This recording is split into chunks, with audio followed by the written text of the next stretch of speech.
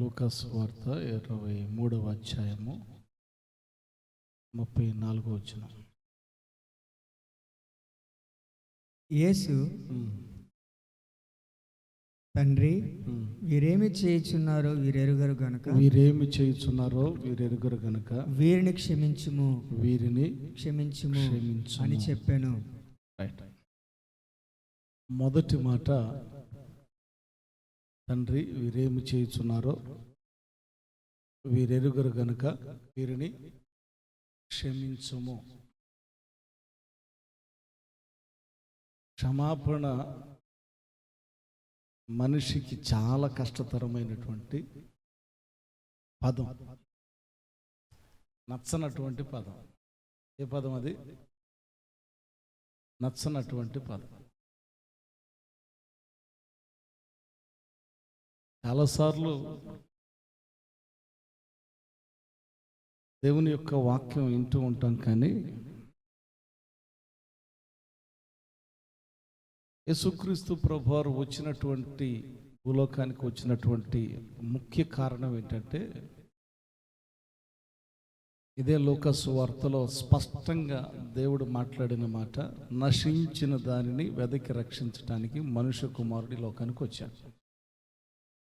అంటే ఆయన రక్షించటానికి వచ్చాడు. దేనికి వచ్చాడు? ఆయన రక్షించటానికి వచ్చాడు. రక్షించటానికి వచ్చినటువంటి యేసయ్యనే హింసకు గురి చేశారు. ఎవరిని? రక్షించటానికి అని చెప్పాలి, యేసయ్యని కాదు. రక్షించటానికి వచ్చినటువంటి యేసయ్యనే హింసించటం ప్రారంభించారు, కొట్టటం ప్రారంభించారు, ముళ్ళ కిరీటం శిరస్సు మీద ఉంచారు, కొరడాతో వీపును నాగటి సాలు వలె దున్నారు. ఆ కొరడాకి చివర 12 వార్లు ఉంటాయి. చివర ఆ కొరడాకి చివర ఒక్కొక్క వారుకి ఒకదానికి సీసం, అది గుచ్చుకుంటే పట్మని కొడితే తగిలినటువంటి చోట చర్మం చిట్లిపోతుంది. ఇంకొక వారుకి గేల ముళ్ళు ఉంటుంది. అలాగున చేపలు పట్టేటప్పుడు ఆ ముళ్ళు ఎలాగైతే దాన్ని పట్టుకొని వస్తుందో, అలాగున ఆ ముళ్ళు యేసుక్రీస్తు ప్రభువారి శరీరం మీద అది తగులుకున్నప్పుడు ఆ శరీరాన్ని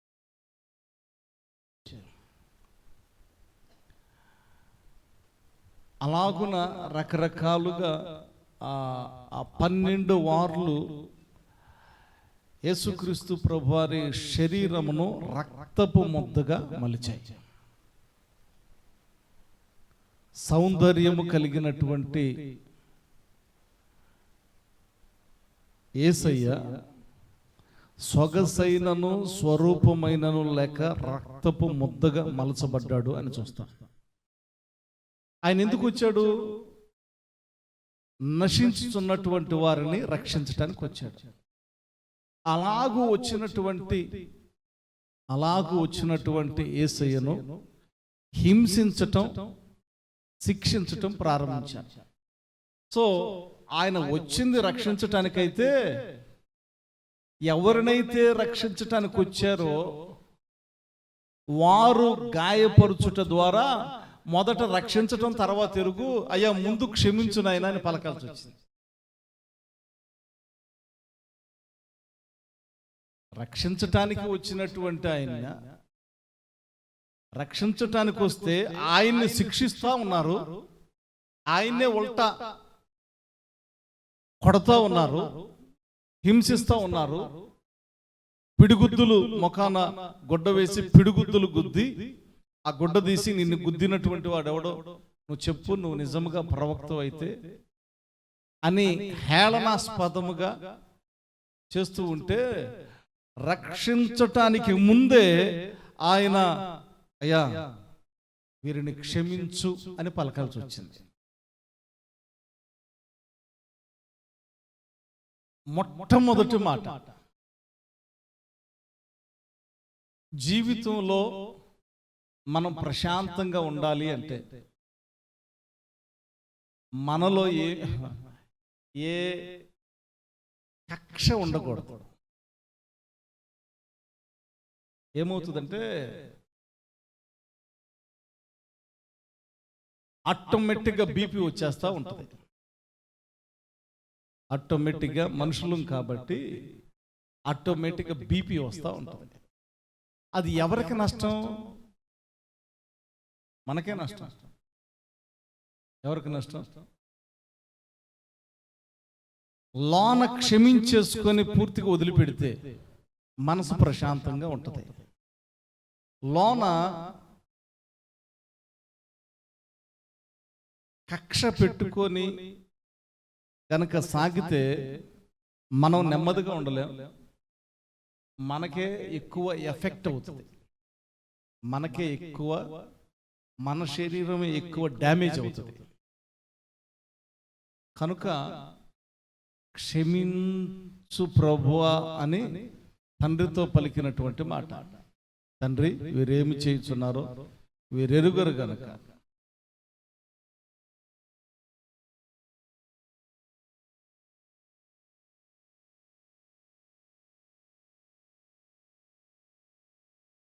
యేసయ్య క్షమాపణ ముందు మనం ఎవరం పనికిరా. యేసయ్య క్షమాపణ ముందు, ఆయన క్షమాపణ తత్వం ముందు ఎవ్వరం సరిపో.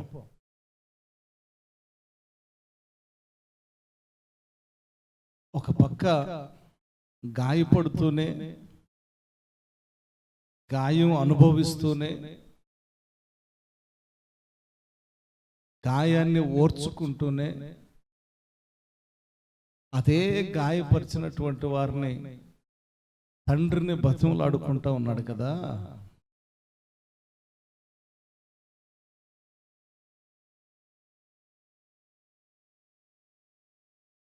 ఆ మనస్సు యేసయ్యకి మాత్రమే ఉంది. క్షమించే మనసు, క్షమించే మనసు. మనుషుల దగ్గరికి ఎప్పుడైనా వెళ్ళండి, తిరస్కారానికి గురవుతాం. కానీ యేసయ్య దగ్గరికి వెళ్ళి కన్నీరు కారిస్తే ఖచ్చితంగా క్షమాపణ పొందుతాం. క్షమించుట అనేటటువంటిది యేసయ్య పలికినటువంటి మొదటి మాట.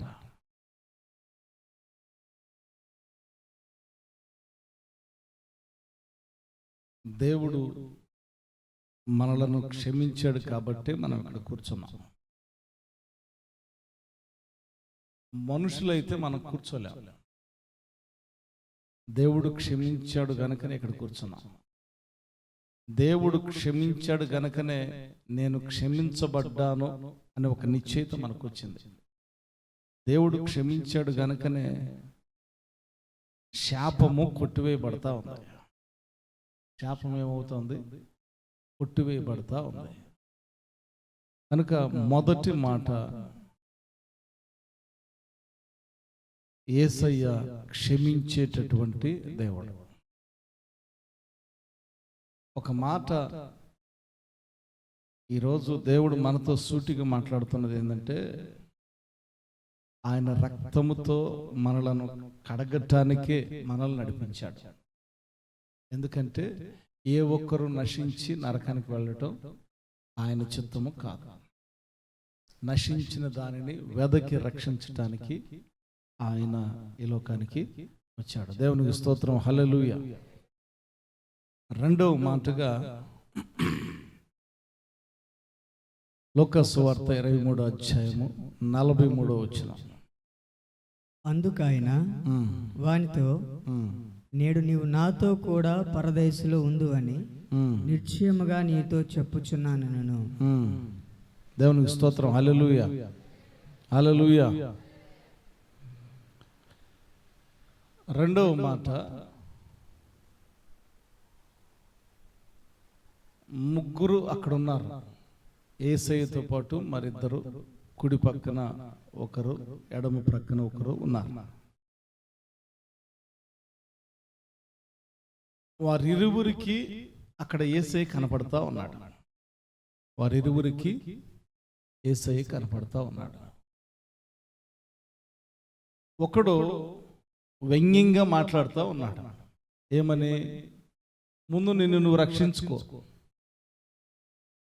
ఆ తర్వాత మమ్మల్ని రక్షిద్దు అని వ్యంగ్యంగా మాట్లాడుతూ ఉన్నాడు. మరొకడు మాట్లాడుతూ ఉన్నాడు, అయ్యా నీ రాజ్యంలో నన్ను జ్ఞాపకం చేసుకోవా, నీ రాజ్యంలో నన్ను జ్ఞాపకం చేసుకో అని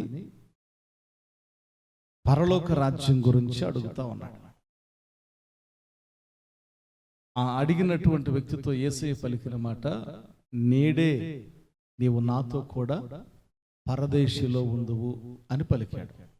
నేడే నీవు నాతో కూడా పరదేశిలో ఉందువు అని పలికాడు. ఇక్కడ మనం గమనించాల్సినటువంటి ప్రత్యేకమైనటువంటి పాఠం ఏంటంటే, ఇరువురు యేసయ్యకు అందుబాటులోనే ఉన్నారు. ఇరువురికి యేసయ్య అందుబాటులోనే ఉన్నారు. రక్షణ వారి దగ్గరే ఉంది. రక్షకుడు వారికి సమీపంగానే ఉన్నాడు. రక్షకుడు వారికి సమీపంగానే ఉన్నాడు. ఒకడు రక్షించబడాలి అనేటటువంటి తపనతో ఆయన బ్రతిమలాడుకుంటా ఉన్నాడు. ఇంకొకడు ఈ తన జీవితం అంతమొందించబడేటటువంటి సమయం సమీపాన ఉన్నప్పటికీ తన ఆత్మ గురించి కానీ, రక్షణ గురించి కానీ, పరలోక రాజ్యం గురించి కానీ ఆలోచనే ప్రక్కన పడేసి పరలోక సంబంధమైనటువంటి విషయాలలో నిర్లక్ష్య స్వభావాన్ని కలిగి సింపుల్గా కొంతమంది ఉంటారు, ప్రార్థనకి రారు కానీ వెళ్ళే వాళ్ళని కూడా హేళన చేస్తూ ఉంటారు. ఏం చేస్తూ ఉంటారు? ఈయనకిలాగా ఎవరు? ముందు నువ్వు రక్షించుకో, ముందు నువ్వు బాగుపడు, నువ్వు ముందు ఇల్లు కట్టుకో, ప్రార్థనకి వెళ్తున్నావుగా, నువ్వు ముందు బాగుపడు, అప్పుడు చూద్దాం. యేసయ్య గనక ఉంటే, యేసయ్య నీ ప్రార్థన గనక వింటే, యేసయ్య నిజంగా నిన్ను కనికరిస్తే నేను కూడా వస్తాలే, అప్పుడు ముందు నిన్ను కనికరించని. ఎంత విడ్డూరంగా మాట్లాడతారంటే, ముందు నువ్వు వెనకమాల మేము వస్తాంలే. ఈ మధ్యలో ఒకడు నువ్వు వెళ్తే నీ తోక పట్టుకొని వస్తాలేపా అని అన్నాడంట. అంటే రక్షణ అనేటటువంటిది మనం కోరుకోకుండా ఆయన ఇవ్వడం. అందుకని వాక్యంలో స్పష్టంగా రాయబడిన మాట ఏంటంటే, సర్వలోకానికి సువార్తను ప్రకటించండి. విని రక్షణ కావాలన్నవాడు రక్షించబడతాడు, నమ్మినవాడు రక్షించబడతాడు, నమ్మని వానికి శిక్ష విధించబడతాడు.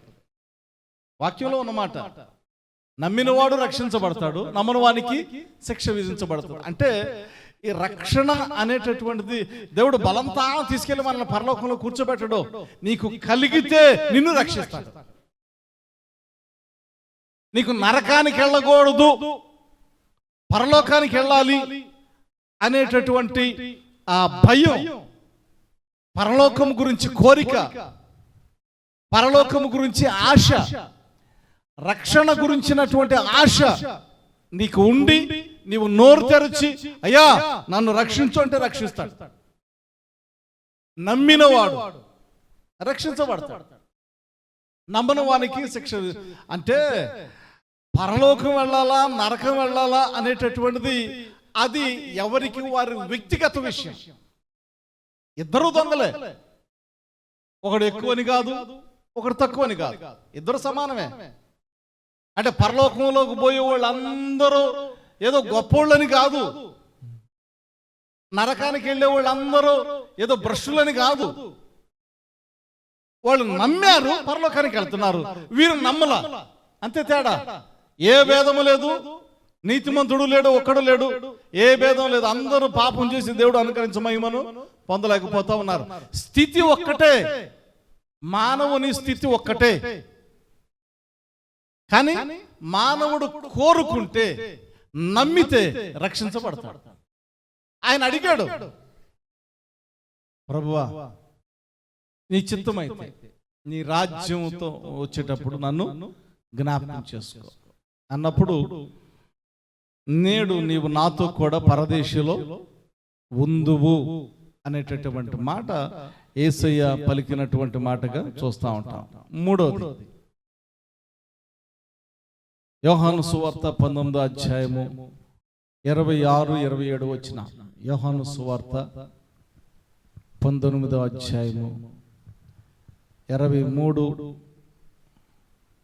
యేసు 19, 26, 27. యేసు తన తల్లియు తాను ప్రేమించిన శిష్యుడును దగ్గర నిల్చుట చూచి, అమ్మా ఇదిగో నీ కుమారుడు అని తన తల్లితో చెప్పెను.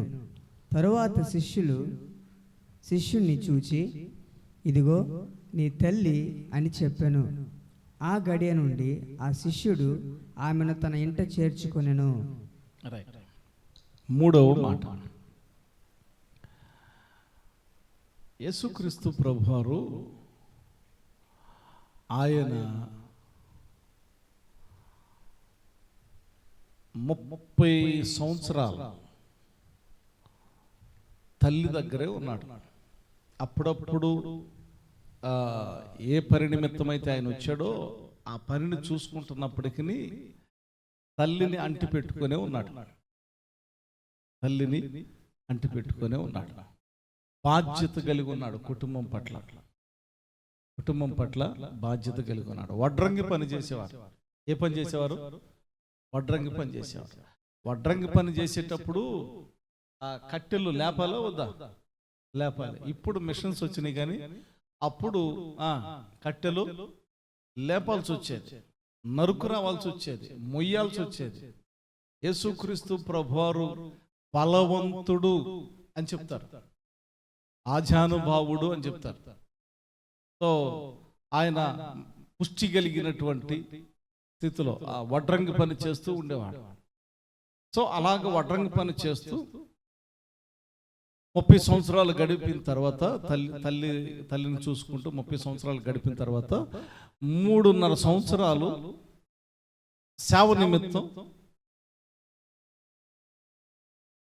ఆ చుట్టుపక్కల ప్రాంతాలన్నీ పరలోక రాజ్యం గురించి బోధించి తరచుగా తల్లిని కూడా కలుస్తూ, ఇక నేను తల్లిని కలవలేను, నా సహోదరుణ్ణి కలవలేను, ఎందుకంటే నా జీవితం ఇంతటితో ముగించబడుతుంది అని చెప్పి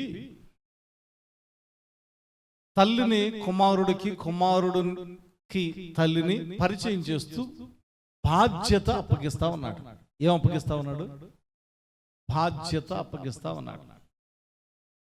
కుటుంబ బాధ్యతలు మర్చిపోయి తిరగకూడదు. చాలా మంది, నాకు తెలిసిన కొంతమంది సేవకులు ఉన్నారు. ఏం చేస్తున్నావు అంటే సేవ అంటారు, కానీ కుటుంబాన్ని విడిచిపెట్టి తిరుగుతూ ఉంటారు, అటు ఇటు తిరుగుతూ ఉంటారు. బాధ్యత ఉండదు. సో బాధ్యత కలిగి ఉండాలి. యేసుక్రీస్తు ప్రభువారు తన బాధ్యత నెరవేర్చి, ఇక నేను ఉండను కనుక ఈ బాధ్యత తన ప్రియమైనటువంటి శిష్యుడు, తన సహోదరుడైనటువంటి యోహానుకు చెప్తూ ఉన్నాడు. ఇదిగో నీ తల్లి అని చెప్పి, ఇదిగో నీ కుమారుడు అని చెప్పి. రైట్. ఇక్కడ ఇంకా కొంతమంది సహోదరులు ఉన్నారు. ఉన్నప్పటికీ యోహానుకు మాత్రమే ఆ బాధ్యత అప్పచెప్పాడు. చెవులు గలవాడు వినుగాక. ఒకసారి కుడి చేయి పైకి ఎత్తండి, హల్లెలూయా చెప్పండి. హల్లెలూయా, హల్లెలూయా. ఇక్కడ ఇంకొక మాట నేను జ్ఞాపకం చేస్తా. బాధ్యత. ఏంటిది అది? కుటుంబంలో మనది ఏదైతే బాధ్యత ఉందో దానిని నిర్వర్తించాలి. అప్పుడు కుటుంబం లోటు లేకుండా ఉంటుంది. అది ఎవరికి అప్పగించాడు అనంటే, ఎవరైతే నమ్మకంగా ఉన్నారో ఆ నమ్మకమైనటువంటి తన శిష్యుడు, ప్రియమైన తన శిష్యుడు యోహానుకు అప్పగించాడు. ప్రశ్న ఏంటంటే, దేవుడు నీకేమన్నా బాధ్యత అప్పగించాడా ఆయన పనిలో? ఆత్మీయ కుటుంబంలో ఏదైనా బాధ్యతను అప్పగించాడా అంటే, ఆయన వచ్చి డైరెక్ట్గా ఇదిగో నువ్వు ఈ పని చేయమ్మా, నువ్వు ఈ పని చేయి నాయనా అని అప్పచెప్పడు కదా. మనమే ఒక బాధ్యత తీసుకోవాలి. శనివారం కొంతమంది వస్తున్నారు ఇక్కడికి. స్టార్టింగ్ రోజు 10 మంది వచ్చారు. ఏమి గంతులేసేయంలే మనసులో. 10 మంది వచ్చారు. ఆ తర్వాత వారం 3 కంటే ఎక్కువ రాల. తర్వాత 4, తర్వాత 5, తర్వాత మళ్ళీ ఈ అంటే బాధ్యత అనేటటువంటిది కుటుంబంలోనే ఉంది, కానీ ఆత్మీయ కుటుంబంలో లేదు. అంటే నేను తెలియచేస్తా ఉన్నా, తెలియజేయటం ధర్మం.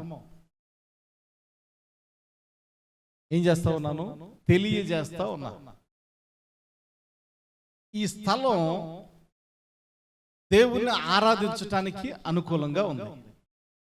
ఈ స్థలం దేవుని స్తుతించటానికి అనుకూలంగా ఉంది. ఈ స్థలం దేవుని మాటలు వినటానికి అనుకూలంగా ఉంది, అనగా వాక్యం వినటానికి అనుకూలంగా ఉంది. ఈ స్థలం, అయ్యా నువ్వే నాకు దిక్కునైనా, నా కుటుంబం ఉంది చూసావా, నా ఇల్లు ఉంది చూసావా, దానిని బాగు చేయనైనా అని మనం ఎక్కడ విలపిస్తా ఉన్నాం? ఇక్కడికి వచ్చి, అంతేనా? దేవుని మందిరంలోకి వచ్చి విలపిస్తా ఉన్నాం. సో ఇది మనకి ఒక్క మాటలో చెప్పాలంటే ఇది ఒక గని. మనకేంటిది? ఇది ఒక గని, ఆశీర్వాదాల గని. దేవుడు అనుగ్రహించేటటువంటి ఈవులు అనేటటువంటి గని.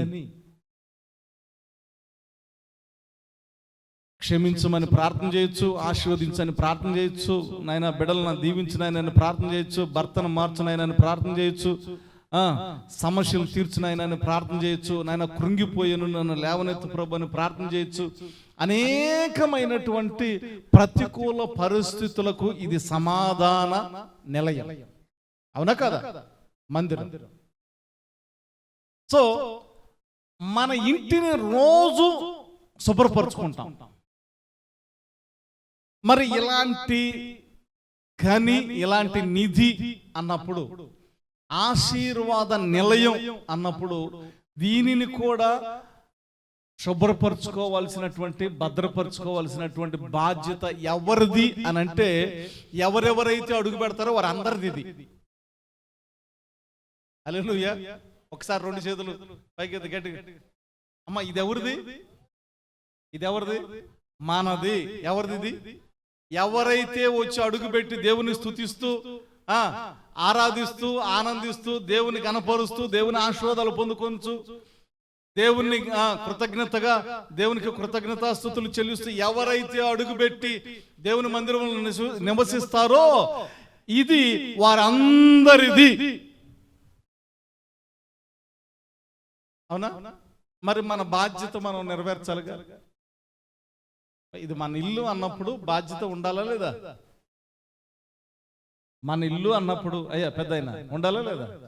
బాధ్యత ఉండాలి. ఏదో ఆదివారం ఒక్కసారి వస్తే సరిపోదు. నీకు శనివారం కుదరలేదు అనుకో, సోమవారం రా, లేకపోతే మంగళవారం రా, బుధవారం రా, లేకపోతే నలుగురుగా అనుకొని ఒక రోజు రండి. నువ్వు చేయగలిగిందే.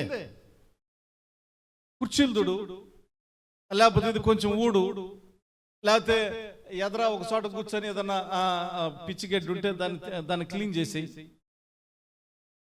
ఏదో ఒక పని ఉంటానే ఉంటుంది. లేకపోతే ఇది డస్టింగ్ చేయి కూర్చొని. మన ఆత్మీయ గృహాన్ని మనం శుభ్రపరచుకోవాలి.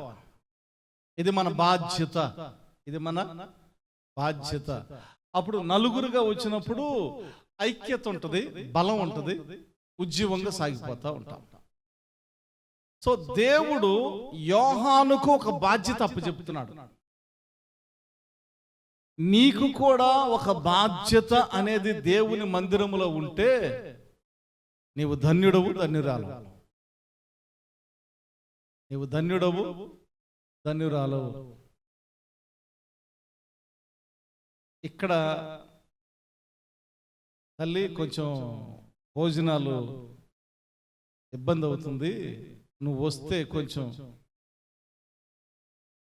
కూర్చుంటే చాలు, సహకరించే వాళ్ళు ఉన్నారు అనని రిక్వెస్ట్ చేసిన. అప్పటి నుంచి ఒక్క వారం కూడా మానకుండా వస్తుంది. ప్రతి ఆదివారం వస్తానే ఉంది.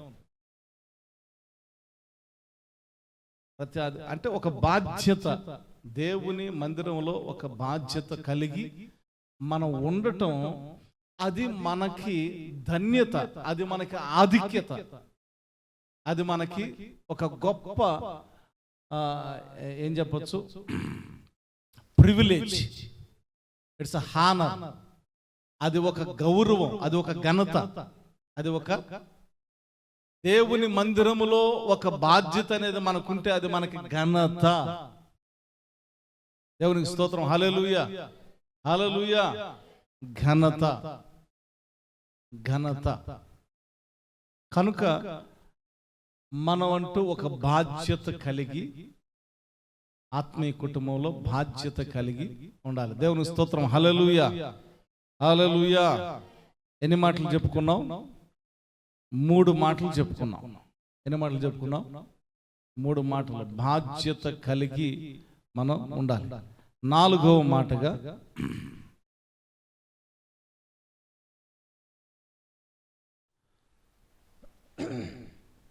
మార్కు సువార్త 15వ అధ్యాయం 35వ వచనం. 3 గంటలకు యేసు ఎలోయి ఎలోయి లామా సబక్తాని బిగ్గరగా కేక వేసెను. ఆ మాటలకు నా దేవా, నా దేవా, నన్ను ఎందుకు చేయి విడిచితివని అర్థము.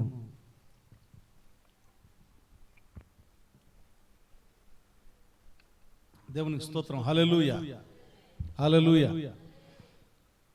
4వ మాటగా నా దేవా, నా దేవా, నన్నెందుకు చేయి విడిచితివి. ఈ సందర్భం వస్తుందనే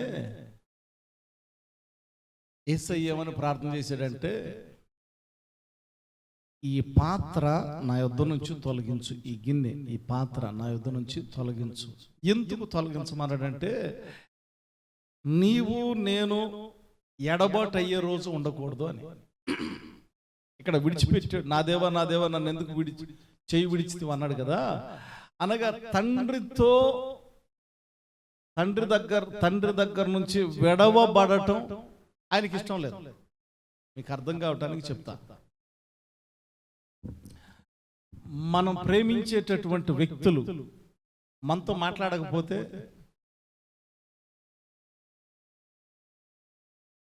గ్యాప్ వస్తే, ఎడబాటు వస్తే, మనం ప్రేమించేటటువంటి వ్యక్తులతో ఎడబాటు వస్తే తట్టుకుంటావా? తట్టుకుంటారా? మనం ప్రేమించేటటువంటి వ్యక్తులతో ఎడబాటు వస్తే తట్టుకుంటావా? యేసయ్య కూడా తండ్రిని ప్రేమిస్తా ఉన్నాడు, కానీ ఇక్కడ ఎడబాటు వచ్చింది. ఎడబాటు తట్టుకోలేరు, ఎడబాటు తట్టుకోలేరు. పొద్దున ఈమె గదిలోకి వచ్చి, నేను పేర్లపల్లిలో ఉండను, నేను నీ దగ్గరే ఉంటాను. కారణం ఏంటంటే, ఓపెన్గా ఉన్నమాట. ఇక్కడుంటే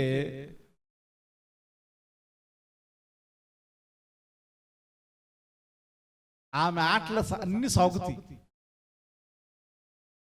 అక్కడుంటే క్రమశిక్షణగా ఉండాలి. అది చాలా తలకాయ నొప్పి అయిపోయింది. ఏమైపోయింది? నాని దగ్గర ఉంటే టయానికి లెగవాలి, టయానికి తినాలి, ఏది పెడితే తినాలి, స్కూల్కి వెళ్ళాలి, రావాలి, కూర్చోవాలి, ఫోన్ చూడకూడదు. అంత ఇక్కడుంటే అయ్యేం అవసరంలా, నో ప్రాబ్లం, డాడీ ఏమండ చల్తా.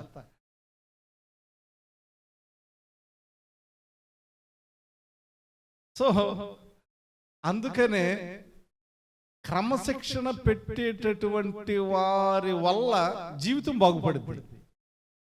నాలంటోడు వల్ల అన్ని అవకాశం ఇచ్చేసి పో, ఓకే ఓకే ఓకే అంటా ఉంటే ఏమవుతుంది?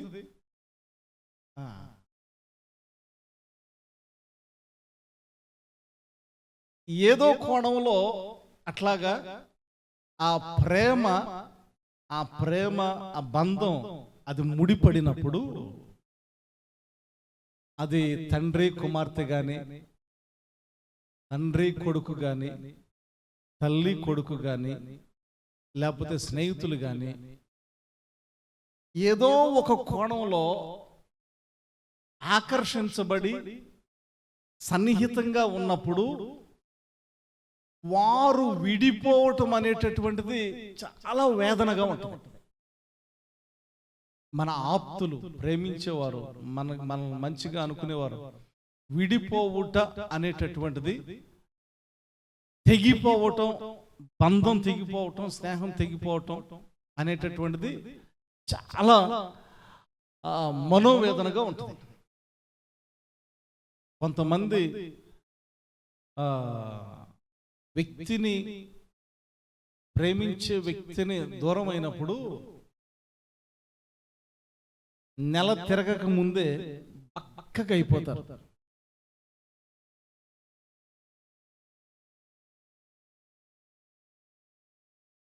గ్యాప్, ఎడబాటు అనేది భరించలేదు. ఎడబాటు అనేది ప్రేమించే వారి మధ్యలో ఎడబాటు భరించలేదు. తండ్రి కుమారుడైనటువంటి క్రీస్తు, తండ్రి, వీరిరువురి మధ్యలో ఒక బంధం ఉంది. క్రీస్తు ఎంతగా ప్రేమించాడు అంటే ఒకే మాటలో చెప్తా. క్రీస్తు ఎంతగా ప్రేమించాడంటే మనల్ని, తండ్రి మనలను తండ్రితో బంధాన్ని సమకూర్చడానికి, మనకు తండ్రితో, పరలోకపు తండ్రితో బంధాన్ని సమకూర్చడానికి ఆయన బంధాన్ని తెంచుకుని అంతగా ప్రేమించాడు. ఎంతగా ప్రేమించాడు అసలు అది ఊహకు ఆలోచించటానికే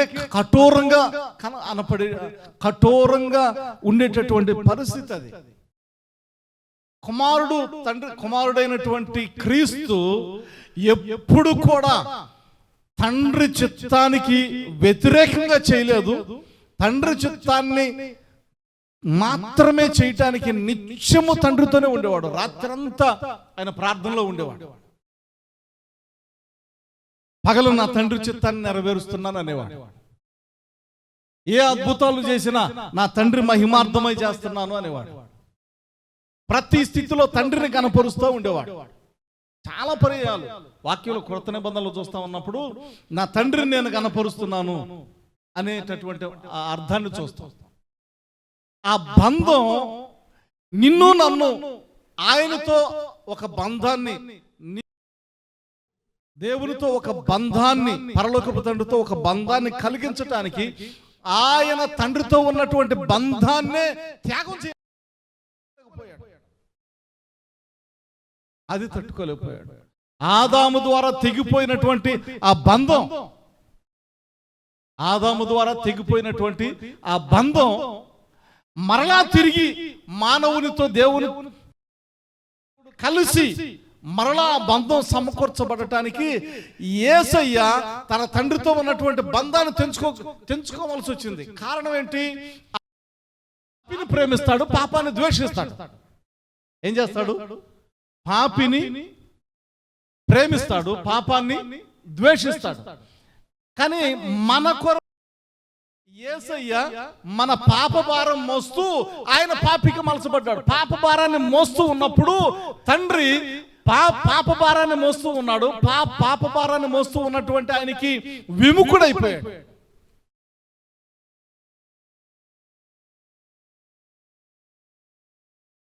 సర్వమానవాళి పాపము ఆయన మీద ఉంచబడింది. ఆ శిక్షను ఆదికాండం మొదలుకొని ఎప్పటి వరకు చూస్తే పాపము చేసిన ప్రతి ఒక్కరిని దేవుడు పశ్చాత్తాపముతో ఉన్నటువంటి వారిని క్షమిస్తూనే వస్తూ ఉన్నాడు. కానీ శిక్ష మాత్రం కలుగు చేస్తా ఉన్నాడు. ఏం కలుగు చేస్తా ఉన్నాడు? శిక్ష మాత్రం కలుగు చేస్తూనే ఉన్నాడు. ఈ శిక్ష కలుగు చేసేటటువంటి క్రమంలో ప్రతి మానవునికి శిక్ష విధించబడాలి కదా తన పాపమును బట్టి. ఆ శిక్ష యేసయ్య భుజాల మీద వేసుకున్నాడు. ఖచ్చితంగా ఆయన ప్రాయశ్చిత్తం నెరవేర్చాల, ఆయన భరించాలి గనుక ఇప్పుడు ఆయన పాప భారం మోస్తూ ఉన్నాడు గనుక ఆయన బలిగా అర్పించబడాలి గనుక ఆయన పాప భారాన్ని మోస్తూ ఉన్నాడు గనుక మన కొరకు మన శిక్షను ఆయన అనుభవిస్తున్నాడు. మన స్థానంలో ఆయన ఉన్నాడు గనుక ఆయన పాపిగా అయిపోయాడు, బలిగా అర్పించబడాల్సి వచ్చింది. పాప భారం మోస్తున్నటువంటి కుమారుడికి విముఖుడై తన వీపును చూపించాడు, ముఖాన్ని త్రిప్పుకున్నాడు అని అంటది. తండ్రితో బంధాన్ని తెంచుకోవటానికి ఇష్టపడ్డాడు. అంతగా మనలను ప్రేమించి మనం నశించిపోకూడదని. ఎంత ప్రేమ అంటే ఆయన ప్రేమ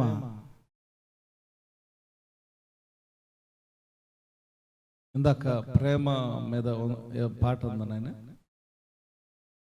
ఎంత ప్రేమ అంటే తండ్రితో బంధాన్ని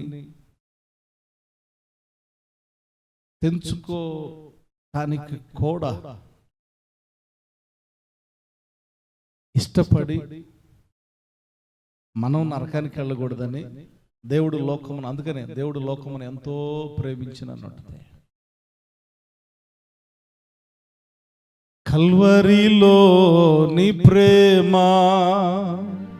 మరణము కంటే బలమైన ప్రేమది, నన్ను జయించే నీ ప్రేమ. మరణము కంటే బలమైన ప్రేమది, నన్ను జయించే నీ ప్రేమ. ఆశ్చర్యమైన ప్రేమ.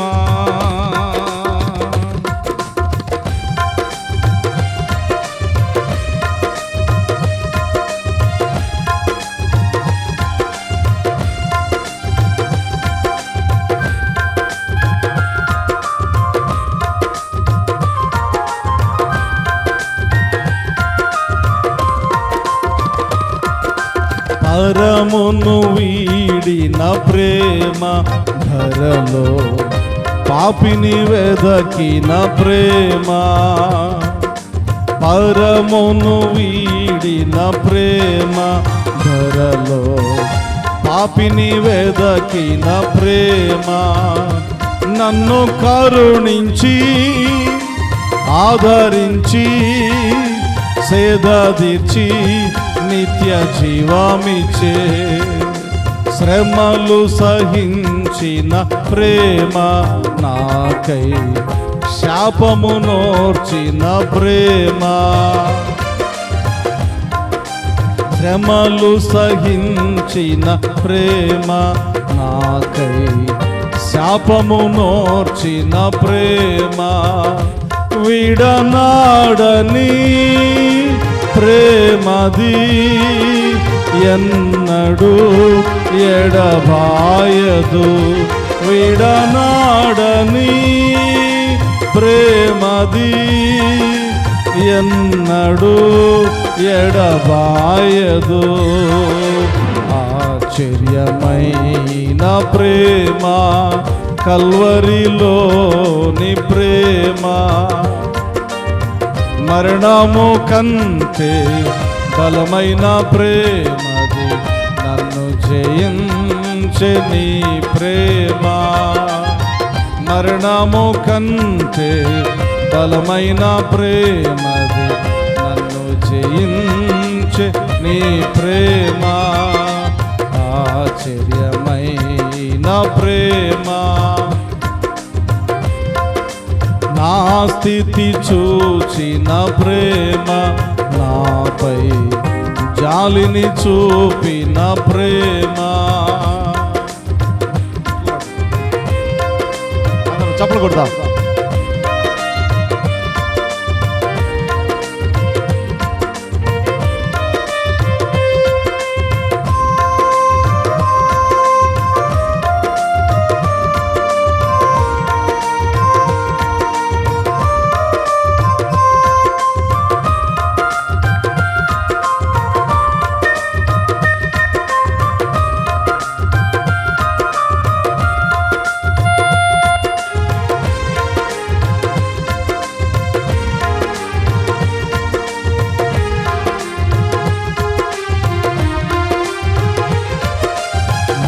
స్థితి చూచిన ప్రేమ, నాపై జాలిని చూపిన ప్రేమ.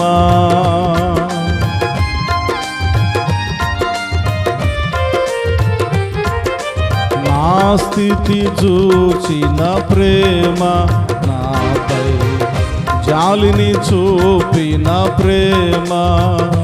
నాకై పరుగెత్తి కౌగలించి ముద్దడి కన్నీటిని తుడిచే. నాకై పరుగెత్తి కౌగలించి ముద్దడి కన్నీటిని తుడిచే. ఆశ్చర్యమైన ప్రేమ కల్వరిలోని ప్రేమ, మరణము కంటే బలమైన ప్రేమది, నన్ను జయించే నీ ప్రేమ. మరణము కంటే బలమైన ప్రేమది, నన్ను జయించే నీ ప్రేమ. ఆశ్చర్యమైన ప్రేమ. హల్లెలూయా, హల్లెలూయా. ఎన్ని గంటల వరకు? టైం ఎంత?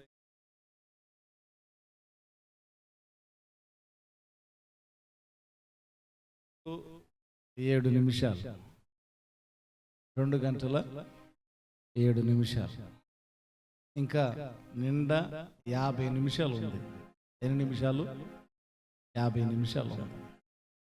దేవుని సన్నిధిలో ఉన్నాం. మనం ఎక్కడున్నాం? దేవుని సన్నిధిలో ఉన్నాం. ఓర్పుతో, సహనంతో. ఎట్లాగా? మీరు నిలబడి కొంచెంసేపు అక్కడ నిలబడి ఉండాలన్నా ఉండొచ్చు. కుర్చీలోనే కూర్చొని ఉండాలని లేదు. కొంచెం మీకు ఏదన్నా ఇబ్బంది కనిపిస్తే పక్కకి వెళ్ళి అక్కడ నిలబడండి. నిలబడి వాక్యం వినండి. కూర్చొని ఇబ్బంది లేని వాళ్ళు నో ప్రాబ్లం. కొంచెం లేచి అట్లాగా దానికి ఆనుకొని కొంచెంసేపు వాక్యం వినాలనుకున్నా కానీ వినొచ్చు. కూర్చొనే ఉండాల్సిన అవసరం లేదు. ఎందుకంటే ఎక్కువ సమయం గడిపేటప్పుడు కొంచెం వెసులుబాటు ఉంది. రైట్. ఏది ఏమైనా దేవుని సన్నిధిలో మనం ఉన్నాం. గట్టిగా దేవునికి స్తోత్రం చెబుదాం. గట్టిగా హల్లెలూయా. 2 చేతుల పైకి ఎత్తి గట్టిగా హల్లెలూయా చెబుదాం. హల్లెలూయా, హల్లెలూయా, హల్లెలూయా. రైట్. ఎన్ని మాటలు చెప్పుకున్నాం? 4 మాటలు చెప్పుకున్నాం. ఒకటి, క్షమించుట. మొదటి మాట ఏంది? క్షమించుట. రెండవ మాట ఏం చెప్పుకున్నాం? నేడు నీవు నాతో కూడా పరదేశిలో ఉందువు అని చెప్పుకున్నా. మూడవ మాట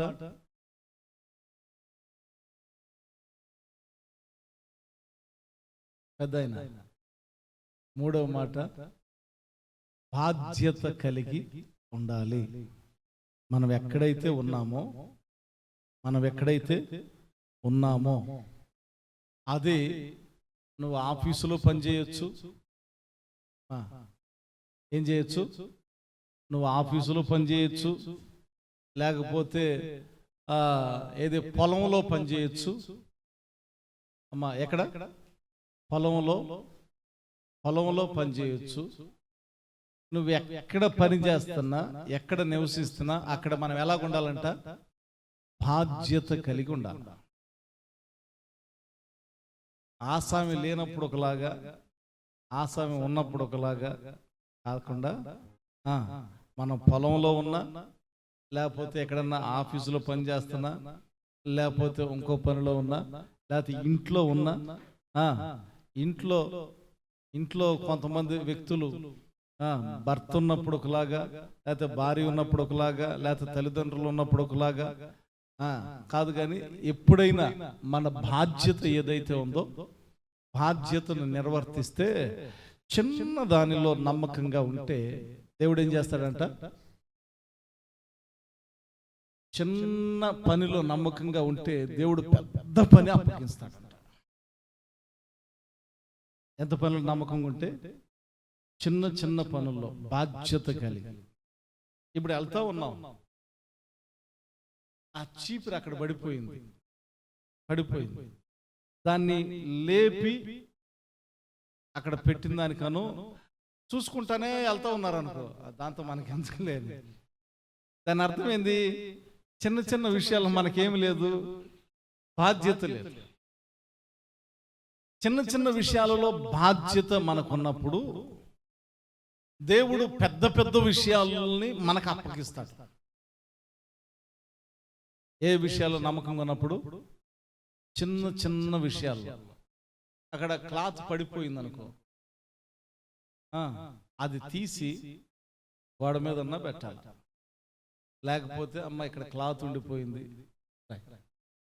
సో అక్కడ మంచినీళ్ళ ట్యాప్ ఏదన్నా కొంచెం బొట్లు కారుతా ఉందనుకో, ట్యాప్ లూజ్ అయ్యి మనకెందుకులే అని వెళ్ళిపోతే దాని అర్థం ఏంది? మనకేమీ లేదు, బాధ్యత లేదు. సో మనకి పెద్ద బాధ్యతలు మనకి ఎందుకు రావు అనంటే, చిన్న బాధ్యతల్లో మనం నమ్మకంగా లేకపోవటం వల్ల. పెద్ద పొజిషన్లో ఎందుకు రావు అనంటే, చిన్న పొజిషన్లో మనం సరిగా బాధ్యత నిర్వర్తించకుండా ఉండటం ద్వారా. చిన్న విషయాలు.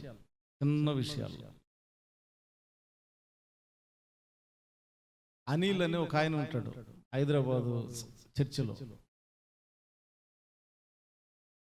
పావలాతో కూడా లెక్కేస్తాడు. దేంతో? ఏదైనా డబ్బులు ఇచ్చామనుకో, పావలాతో కూడా లెక్కేస్తాడు. చిన్న విషయాలు.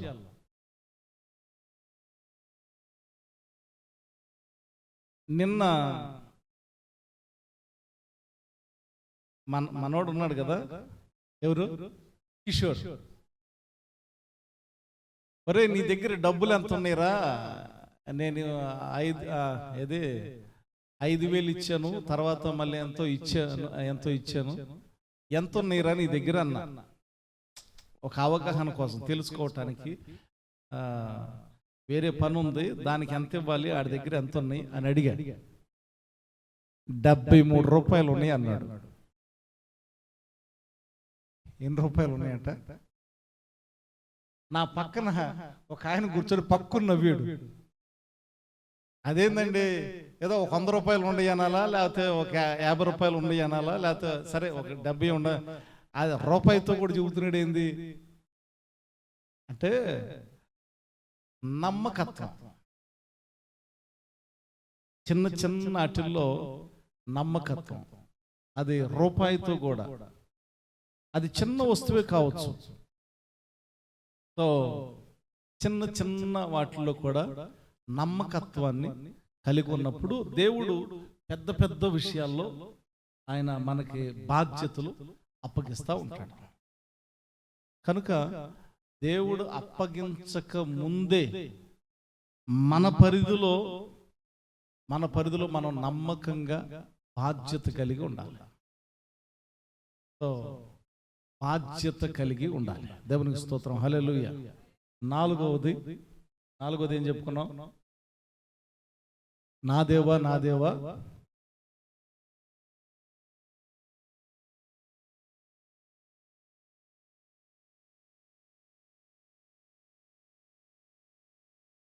రైట్, దేవునికి స్తోత్రం, హల్లెలూయా.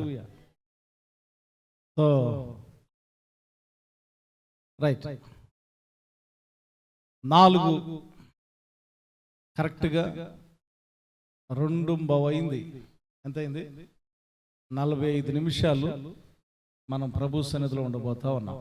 ఒక్కసారి నేను దేవుని సందులో ఉన్నందుకు అయ్యా ఏం చెప్పేది, నా బాధ కొంచెం ఇబ్బందిగా ఉంది అన్నవాళ్ళు గట్టిగా హల్లెలూయా చెప్పండి. హల్లెలూయా. నేనే ఎందుకు చెప్పమన్నారు, మీరు ఎందుకు చెప్పారు? రైట్, దేవుని సన్నిధిలో ఉన్నందుకు చాలా హ్యాపీగా ఉంది అన్నవాళ్ళు గట్టిగా హల్లెలూయా చెబుతాం. హల్లెలూయా, హల్లెలూయా, హల్లెలూయా. గట్టిగా హల్లెలూయా, హల్లెలూయా, హల్లెలూయా. సో దేవుని సముఖములో 4వ మాటను జ్ఞాపకం చేసుకున్నాం. తండ్రికి కుమారుడికి ఎడబాటు.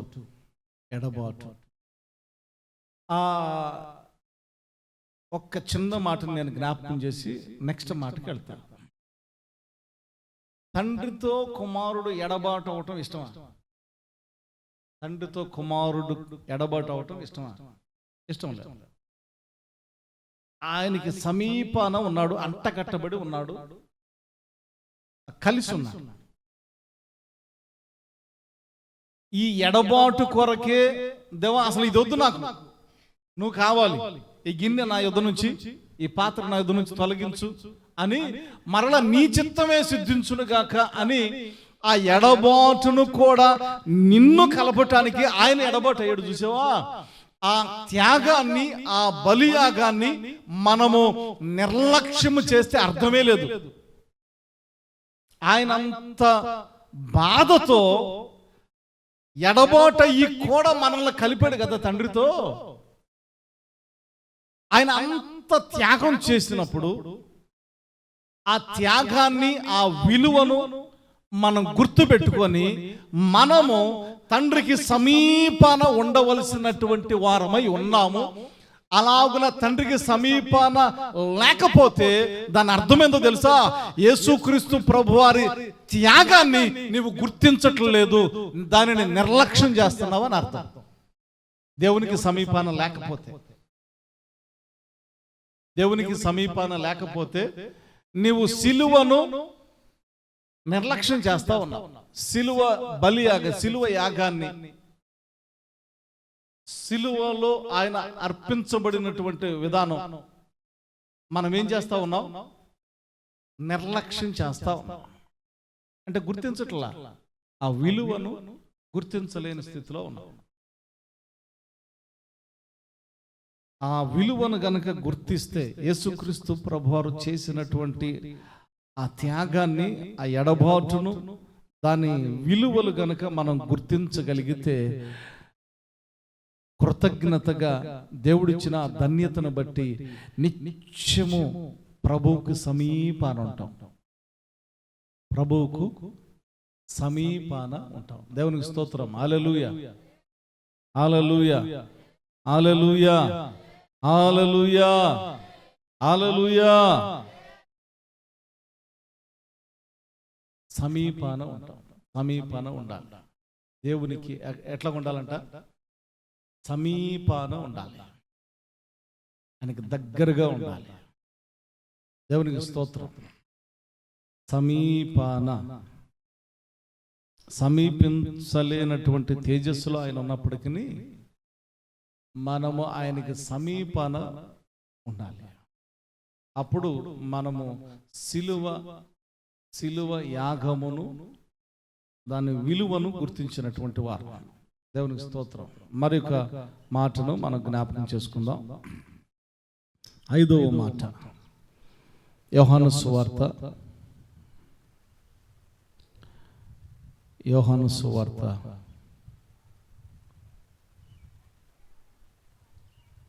5వ మాట చదువుతారా?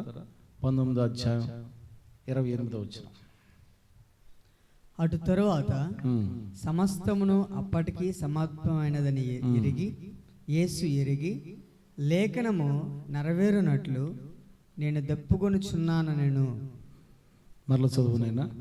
అటు తర్వాత సమస్తమును అప్పటికి సమాప్తమైనదని యేసు ఎరిగి లేఖనము నెరవేరునట్లు నేను దప్పుకొనుచున్నానెను.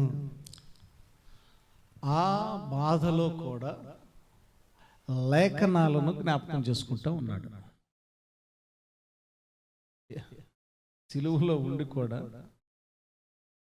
ఉండి కూడా వాక్యాన్ని జ్ఞాపకం చేసుకుంటా ఉన్నాడు. గట్టిగా చప్పట్లు కొట్టి ప్రభును గట్టిగా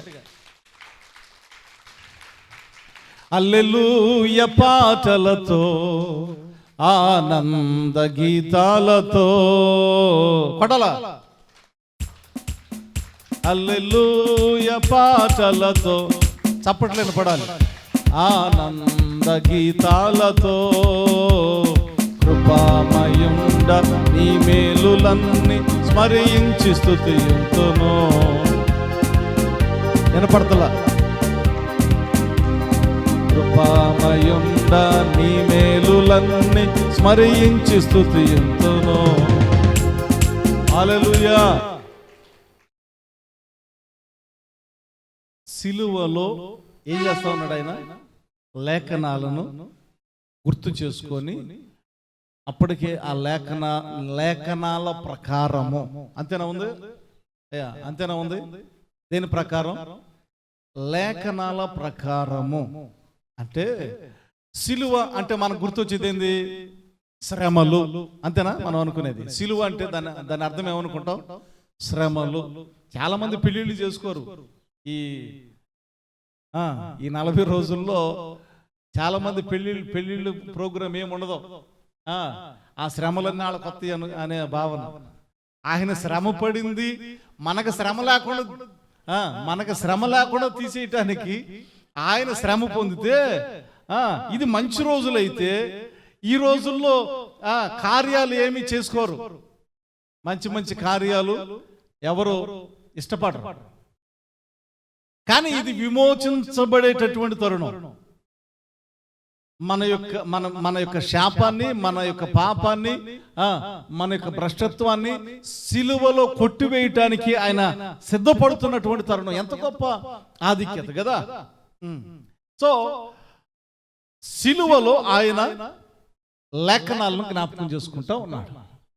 శ్రమలు, సిలువ అంటే శ్రమలు. శ్రమలలో మనం దేని జ్ఞాపకం చేసుకోవాలా? శ్రమల్లో మనం ఇప్పుడు చెప్పిన దాన్ని బట్టి శ్రమల్లో అంటే సిలువలో, శ్రమలలో దేని జ్ఞాపకం చేసుకోవాలా? వాక్యాన్ని జ్ఞాపకం చేసుకోవాలా? సిలువలో యేసయ్య దేని జ్ఞాపకం చేసుకున్నాడు? లేఖనాలను జ్ఞాపకం చేసుకున్నాడు. లేఖనం అంటే వాక్యం. లేఖనం అంటే వాక్యం. సో ఏదైనా శ్రమ వచ్చిందా, ఏదైనా బాధ వచ్చిందా, ఏదైనా ఇరుకు వచ్చిందా, ఏదైనా ప్రతికూల పరిస్థితులు వచ్చినాయా, వాటిలో మనం కృంగిపోకుండా లేఖనాలు అనగా వాక్యాన్ని జ్ఞాపకం చేసుకోవాలి.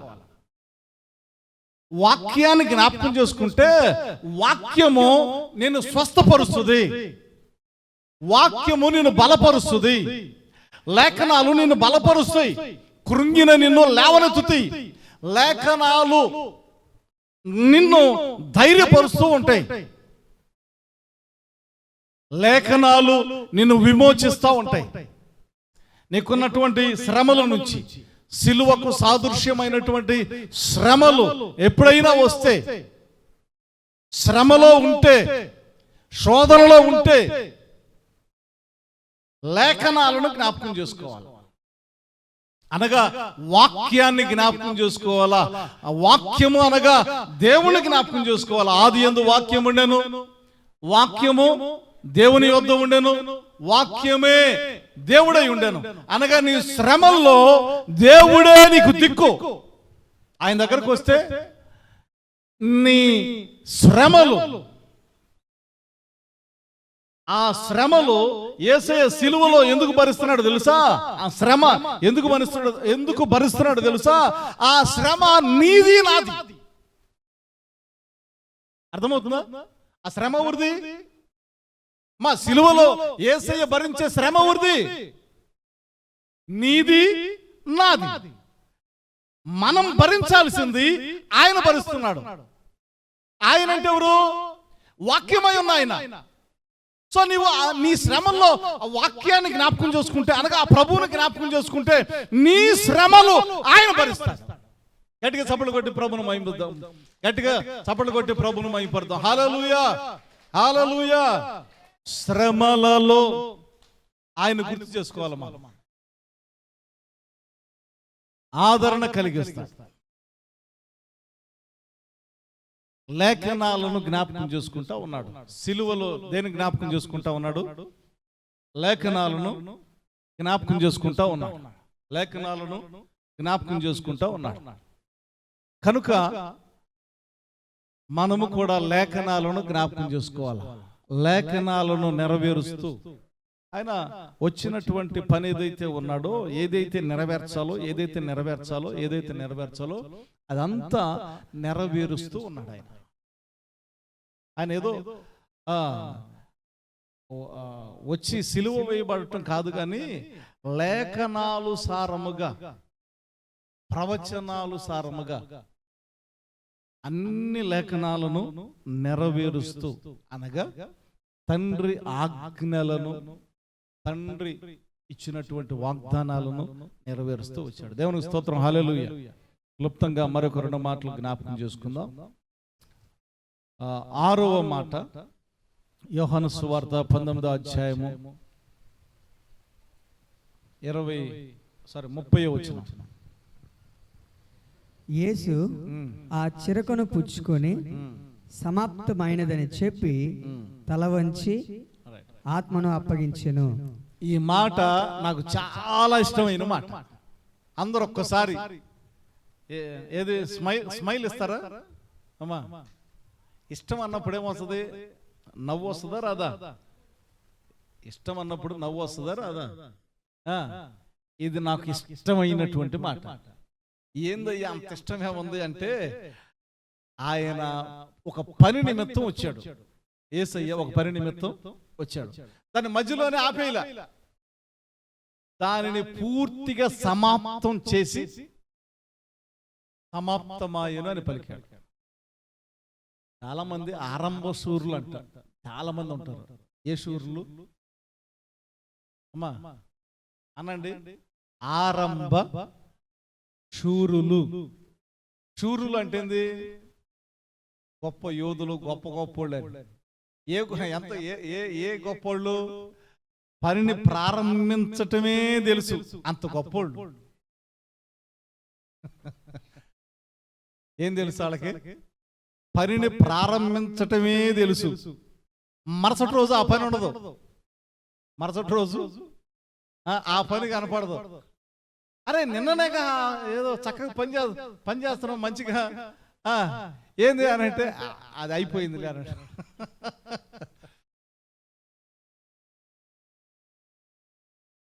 యేసయ్య అలా కాదు. ఏ పనినైతే ప్రారంభించాడో ఆ పనిని ఏం చేశాడంట? సమాప్తమయ్యే వరకు ఆ పని సమాప్తమయ్యే వరకు చేశాడు. ఏదైనా పనిని ప్రారంభిస్తే దాన్ని ముగింపు వరకు చూడాలా. ఏం చూడాలా? ముగింపు చూడాలి. ప్రారంభించొద్దు, ఒట్టిగా ప్రారంభించొద్దు. ఒక టార్గెట్ ఏందో తెలుసా? ఈ సంవత్సరం డిసెంబర్ కల్లా ప్రతి ఆదివారం 200 మంది రావాలి ఇక్కడ చేరున్న. ఈ బ్యాచ్ అంటే నాకు చాలా ఇష్టం. ఈ బ్యాచ్ వీళ్ళు ముగ్గురు తండ్రి కుమార పరిశుద్ధాత్మ అన్నట్టుగా మనకు బాగా సరిపోయారు వీళ్ళు ముగ్గురు. రెగ్యులర్గా దేవుడు దీవించి ఆశీర్వదించును గాక. రైట్, ఇక్కడ ఉన్న వాళ్ళు కూడా రెగ్యులర్గా వస్తున్నారు అనేది నా హృదయంలో చాలా సంతోషం ఉంది. మన పని ఏందో తెలుసా?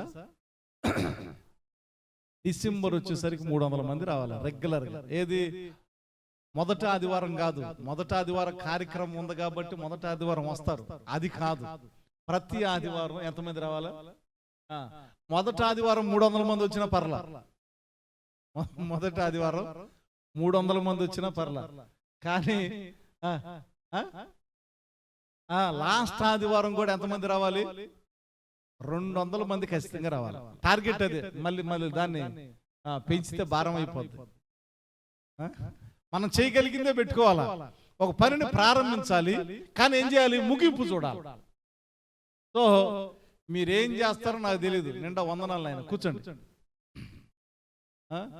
Right, okay. నేను వాళ్ళకి వందనాలు చెప్పడం తప్పయింది.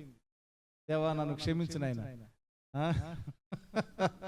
రైట్, వాళ్ళు లేటుకు వచ్చేది కూడా కాక నువ్వు వాక్యం చెప్తున్నావు కదా, నువ్వు నాకు వందనాలు చెప్తావు లేదా అని వందనాలు చెప్పాడు ఆయన. అట్లా కొంద. రైట్, సో పనిని ప్రారంభించాలి, ఆ పని ముగింపు చూడాలి. డిసెంబర్ కల్లా మీరు ఎవరెవరికి ఫోన్లు చేస్తారో, ఎవరెవరిని దేవుని సందుకు నడిపిస్తారో, ఎంతమంది మీ ద్వారా దేవుని మందిరానికి వస్తారో అది మీ చేతుల్లో ఉంది. మీ సామర్థ్యం, మీకు తలుచుకుంటే చేయగలుగుతారు. మీకు ఆ సామర్థ్యత ఉంది. 200 మంది ఉండాలి. దేవుడు మిమ్మల్ని ఆయన పరిచర్యకి అభిషేకించి వాడుకొనును గాక. ఆమేన్. ఈ మాకు కూడా ఒక పనిని ప్రారంభించాం. ఏది? మన తరంలో 100 సంఘాలు కట్టాలని. మన తరంలో 100 సంఘాలు కట్టాలని. అది మన తరం అన్నప్పుడు అమ్మా ఏనాలి, 100 సంఘాలు కట్టాలి. ఇప్పటికీ 38 మందికి బైబిల్ కాలేజీలో ట్రైనింగ్ ఇచ్చాం. దాదాపు మనం సహకరిస్తున్నటువంటి సంఘాలు 33 సంఘాలు ఉన్నాయి. మనం చర్చి కట్టడానికి సహాయం చేసినటువంటి సంఘాలు, మనం చర్చికి ఆర్థికంగా చర్చి కట్టడానికి సహాయం చేసినటువంటి చర్చిలు 12 చర్చిలు కట్టాం. సో ఈ 100 చర్చిలు, ఈ నిర్మాణం 2030 లోపు అయిపోవాలా. గట్టిగా ఆమేన్ చెప్పండి. ఆమేన్. ఇంకా ఎక్కువ కాలం ఉండకూడదు. 2030 నాటికి ఈ 100 సంఘాలు, ఏదైతే మన దర్శనం ఉందో, ఏదైతే మన గురి ఉందో, 100 సంఘాలు నిర్మించేయాలి. దాని దిశగా ఇక్కడ ఉన్నటువంటి ఈ ప్రత్యేకించి కిషోర్ గాని, అక్కడ ఆయన ఉన్నాడు, కెమెరా ఆడు తిప్పుతాడు, మీ ముఖాలన్నీ ప్రపంచానికి చూపిస్తా ఉంటాడు. ఈరోజు ఆయన ముఖాన్ని చూపించాడు. ఆయన పక్కన ఆయన నేను ఆశ్చర్యంగా చూస్తా ఉన్నా. ఈయన ఎంత సిగ్గుపడతా ఉంటాడు. చాలా సిగ్గు ఎక్కువ, మామూలు సిగ్గు కాదు. అసలు కనపడటానికి కనపడ్డావు. ఆయన ముఖాన్ని పెట్టాడు, ఈయన తీసుకెళ్ళి కెమెరా ఆయన ముఖానికి పెట్టాడు. ఈ కిషోర్తో రాత్రే చెప్పిన, మనం ఏదైతే గురి కలిగి ఉన్నామో ఇది ముగింపు చూడాలి. ఏం చూడాలి? ముగింపు చూడాలి అని చెప్పి దాని కొరకు ఆలోచించటం ప్రారంభించాం. అంటే ఎందుకు ఈ విషయాలు జ్ఞాపకం చేస్తున్నామంటే, పనిని ప్రారంభించాం, ఆ పని మధ్యలోనే ముగించలా ఆ పని కొనసాగుతూ ఉంది. ఆ పని కొనసాగుతూ ఉంది. ఆ పని కొనసాగింపబడాలి, దాని ముగింపు కూడా చూడాలన్నటువంటి తపన ఉంది. ఆ తపన లేకపోతే ఇంత పెద్ద మందిరం ఉండేది కాదు. ముగింపు చూడాలి అనే తపనే లేకపోతే ఇంత పెద్ద బిల్డింగ్ కూడా ఉండేది కాదు. సో ముగింపు కూడా చూడాలి అనేటటువంటి వ్యక్తులు సక్సెస్ అవుతారు. ఏమవుతారు? వారి జీవితాలు జయకరంగా ఉంటాయి. సో పనిని ప్రారంభించటమే కాదు, ముగింపు చూడాలా. ఆరంభ శూరులుగా ఉండకూడదు. ఎవరికి ఉండకూడదు? ఆరంభ శూరులుగా. ఎవరైనా ప్రారంభిస్తారు. ప్రారంభించడానికి ఏముంది? ఇగో బాపట్లలో నేను ఇప్పుడు ఎంట్రన్స్ లో ఒక హోటల్ ఉంది కదా, దానికి ముందు ఒక పేరు పెట్టారు. ఏదో వైబ్రేషన్తో ఉండే పేరు పెట్టారు. వాళ్ళు ఎత్తేసారు ఆ హోటల్. రెంట్కి తీసుకున్నారేమో, ఆ హోటల్ ఎత్తేసారు. మరలా ఇంకొకళ్ళు తీసుకున్నారు లీజ్కి. Right, okay. నేను చెప్పింది స్టార్టింగ్ లో ఎంట్రన్స్ లోలే. ఈయన జ్ఞాపకం చేసేది పందెం కోడి అని ఒకటి పెట్టారు. హోటల్ పేరే ఏం పేరంట? పందెం కోడి. ఇప్పుడు లేదు, అది లేదు. అంటే కొంతమంది ప్రారంభిస్తారే గాని ఆయనకి ఎన్ని బాధలు ఉన్నాయో, ఆయన ఎందుకు తీసుకున్నాడు, ఆయన్ని కొంచెం చులకనగా మాట్లాడాలి అనే ఉద్దేశం కాదు కానీ, ప్రోత్సహిస్తా ఉన్నా. ఎన్ని సమస్యలు వచ్చినా, ఎన్ని ఇబ్బందులు వచ్చినా, చేసినటువంటి పనిని ఏదో రకంగా దాన్ని కొనసాగిస్తే విజయం అనేటటువంటిది ఖచ్చితంగా మనతోనే ఉంటుంది. దేవునికి స్తోత్రం. హల్లెలూయా, హల్లెలూయా. దేవుడు ఇప్పుడు నేను చెప్పినటువంటి వారిని దీవించి ఆశీర్వదించును గాక. వారికి ఏదైనా సమస్యల నుండి ఆపితే వారి సమస్యలను దేవుడు పరిష్కరించును గాక. పూర్ణ హృదయంతో చెప్తా ఉన్నా.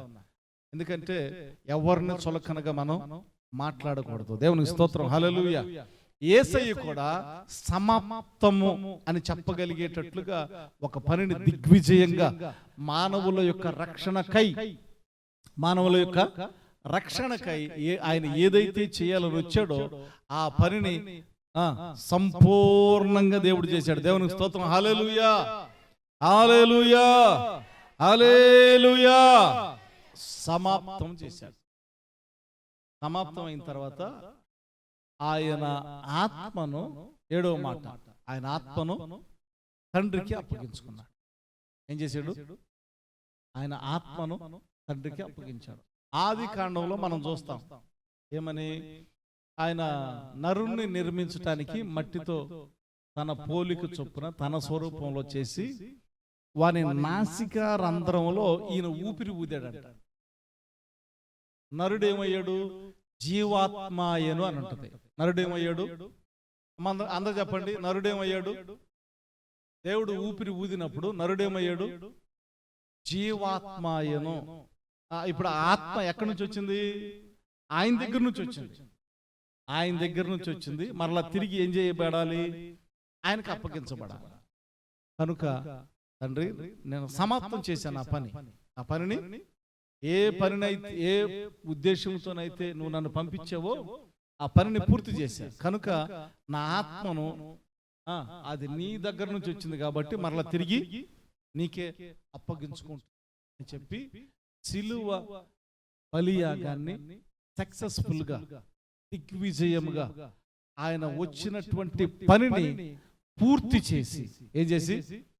పూర్తి చేసి ప్రపంచములో ఆయన ఇప్పుడు ఏమవుతా ఉన్నాడు? ప్రతి దేశములో, ప్రతి మూలన ఆయన గొప్పగా గణపరచబడతా ఉన్నాడు. పూర్తి చేశాడు కాబట్టి. కనుక ఏదైనా ఒక పనిని మీకు అప్పగించబడింది, ఏదైనా ఒక పని ప్రారంభించారంటే నువ్వు కూడా గణపరచబడతావు. ఎప్పుడు? దానిని పూర్తిగా చేసినప్పుడు. కనుక యేసయ్య ఆ పనిని పూర్తి చేశాడు. ఆయన ఘనపరచబడ్డాడు. ఆయన పనిని పూర్తి చేశాడు కాబట్టి మనం రక్షించబడ్డాం. ఆయన పనిని పూర్తి చేశాడు కాబట్టి మన శాపం కొట్టివేయబడింది, మన పాపం కొట్టివేయబడింది, మనం నరకము నుంచి విమోచించబడ్డాం. పరలోకానికి నేను వెళ్తాను అని నిబ్బరము కలిగి నిశ్చయత కలిగి చెప్పగలుగుతున్నాం. కారణం ఏంటంటే ఆయన పనిని పూర్తి చేశాడు. పూర్తి చేసి తన ఆత్మను తండ్రికి అప్పగించుకున్నాడు. 7 మాటలు మనం జ్ఞాపకం చేసుకున్నాం. దేవుని స్తోత్రం. హల్లెలూయా, హల్లెలూయా.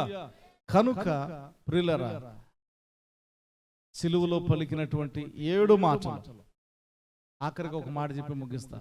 చివరిలో శ్వాస విడిచేటప్పుడు కొన్ని మాటలు మాట్లాడతారు. అవి చాలా ప్రాముఖ్యమైన మాటలు. ఏది పడితే అది మాట్లాడరు. ఇంకా నేను కొద్ది క్షణాల్లో నేను ఉండను అన్నప్పుడు చివరి మాటలు ఉంటాయి. అవి చాలా ప్రాముఖ్యమైన మాటలు. ఇవి కూడా చాలా ప్రాముఖ్యమైన మాటలు.